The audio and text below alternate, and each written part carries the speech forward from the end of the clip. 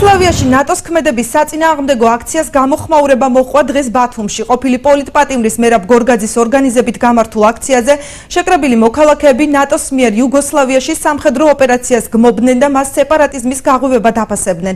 ისინი ამავდროულად მიიჩნევდნენ, რომ საქართველოს დაჩქარებული წესით ნატოში ინტეგრაცია ქვეყანას სიკეთეს არ მოუტანს. აქციაზე სიტუაციის დაძაბვა ევროპის მოედანზე ნაციონალური მოძრაობის წარმომადგენლების გამოჩენას მოჰყვა. მათი თქმით, აქცია რუსეთის დაკვეთით იმართებოდა, რაც ამავდროულად ნატოში ჩვენი ქვეყნის სამომავლო ინტეგრაციაზე აისახება.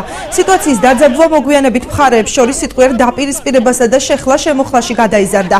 ლოზუნგებით არა პუტინს, არა რუსეთს, ერთიანი ნაციონალური მოძრაობის თავისუფალი ზონისა და არასამთავრობო ორგანიზაციის წარმომადგენლებმა ორგანიზატორებს აქციის ჩატარების საშუალება არ მისცეს.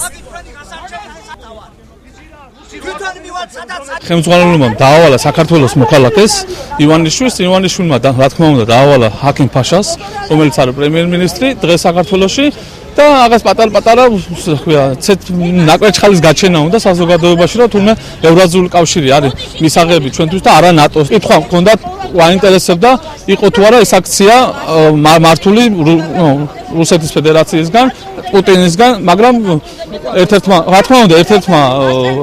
ორგანიზატორმა ძალიან უშნოდ მოიხსენია ჯერ ყოფილი პრეზიდენტი, შემდეგ არო გადმოვიდა სიტყვის შეურაცხყოფას, რომელიც ესაც ჩვენთვის მიუღებელ. ხელკაცებად აქციეს ქვეყანა, პუტინის მონებად აქციეს ქვეყანა. ის რაც პოლიტიკური ვითარება ვითარდება, თუ ვინმე დასაჯელია კეთილინებონ დასაჯონ, მაგრამ პუტინის მონა დღეს ბათუმში, აი იქ დავდგები, თავს შევწირავ. იმიტომ რომ ჩემს საბას და ანას არ მინდა რომ პუტინის რუსეთში ვაცხოვრო. მე გული მწყდება რომ აქ არ არიან დღეს უნივერსიტეტის სტუდენტები, საზღვაო აკადემიის სტუდენტები, ახალგაზრდობა, ქართული ოცნების ახალგაზრდული.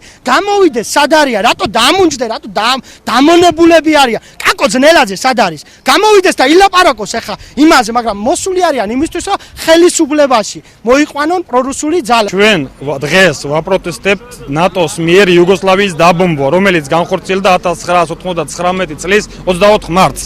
ამას ვაპროტესტებთ ჩვენ.